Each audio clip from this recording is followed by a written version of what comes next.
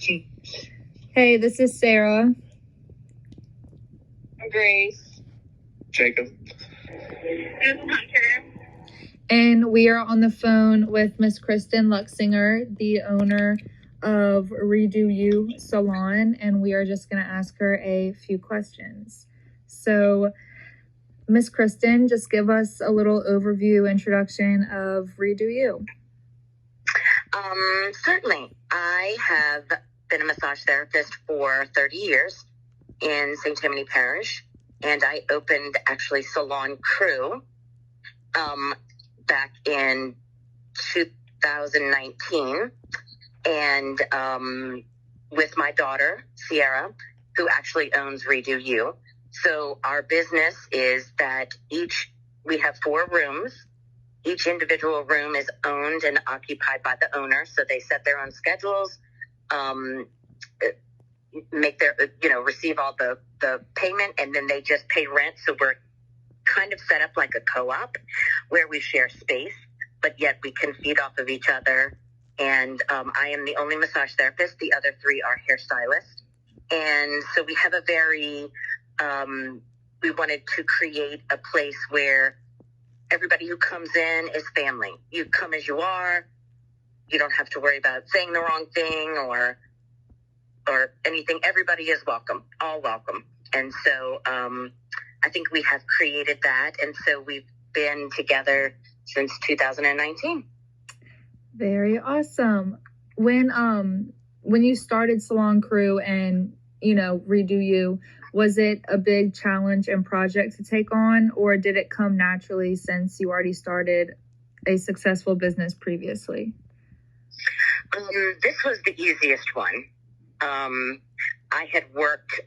was a partnership in Basic Elements Day Spa for probably 20 years. So it was something that I had already had experienced. I'd opened plenty of businesses before, and sold them. So this was probably the easiest because it was just forming an LLC and finding the space that we wanted. And the fun part was decorating it, really. I agree. Yes, thank you for your help. You're welcome. All right, Hunter, Grace, and Jacob, y'all have a question?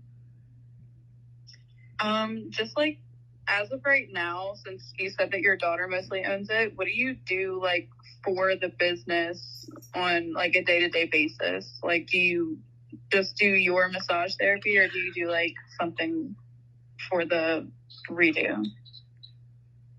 Sure. So how it works now is each of us are separate entities. So I'm Salon Crew. My daughter's business is Redo You. There's another hairstylist, and her, she has a business.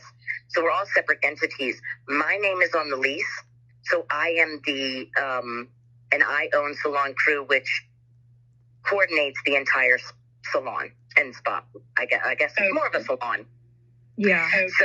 So I do massages, but I also am in charge of, we have, our common area, our waiting room. We have snacks, we have sodas, we have some alcoholic beverages, waters, teas, coffees. So I'm in charge of making sure all of those things are stocked.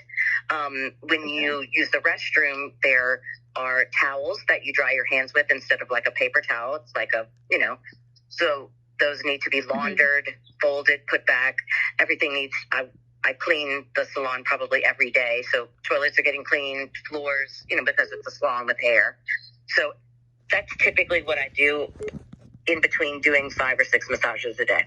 So that's basically, when people ask me what I do for a living, I do massages and laundry. That's like my job. That's what I do. So I have another question, but Sure. Was there anything that y'all wanted to ask before I ask one? I mean, I can, if you need to. Yeah, go ahead. So, the market that you're like looking for, like, is that like younger, older? What's your target market? Yeah, target market. My target market for myself at being a massage therapist is anyone. I'm probably the youngest person I have massaged was maybe 10, 6 to 10 maybe. Like I have a teenager coming next week, and I have an 85-year-old that comes every Wednesday. So to me, it is word of mouth. I do not advertise, but I've also been in my career for 30 years. So your name goes a long way. Right. Like somebody will say, hey, can you massage my son?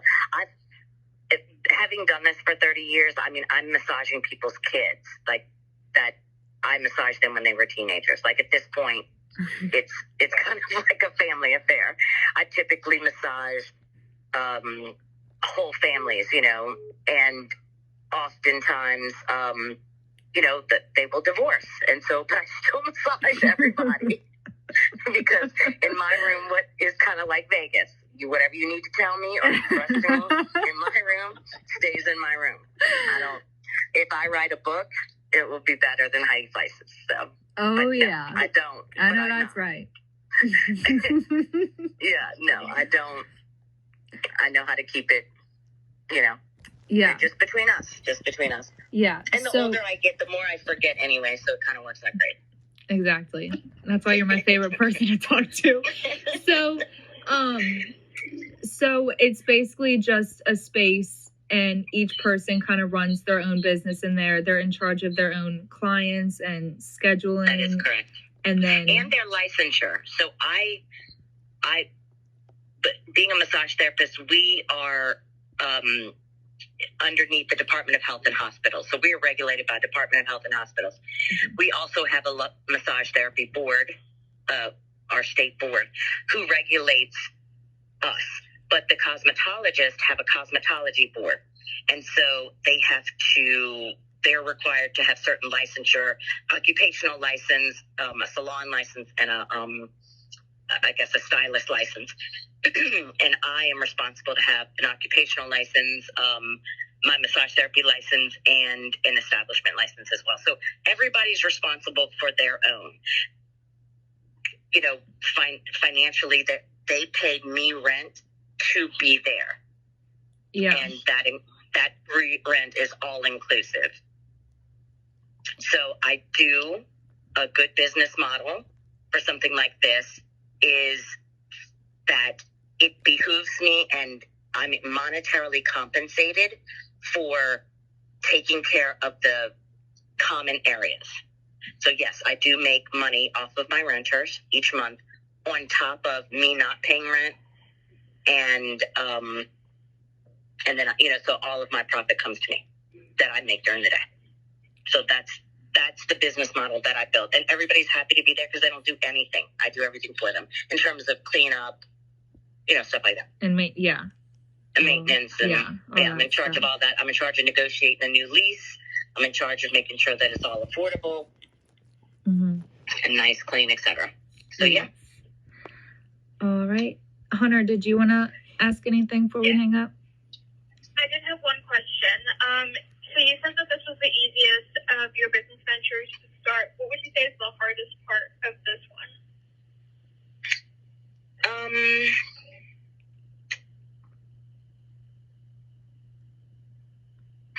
That is a very good question.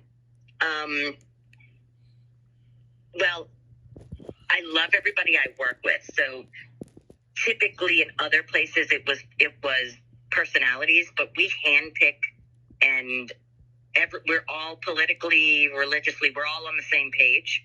So we all are very like-minded people. And so that's been the easiest. I think the hardest is, this might sound ridiculous, but really it is the hardest, is decorating for Christmas. Like, I hate doing it. It's the one thing I literally dread. I don't mind laundry at all. I don't mind anything else. It's like decorating for seasons.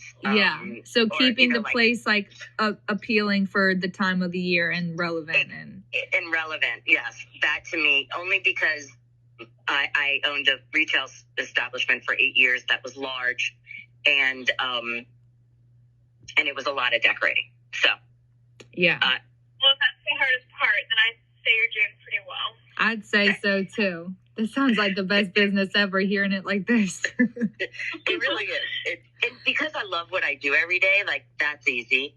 I love who I work with. That's easy. I mean, what else? You know, so I sweep and do laundry. I mean, no big deal. Like Yeah. everything else is easy. And everybody you work with is got a great, you know, we all get along really well together. Yeah. So, but I would like to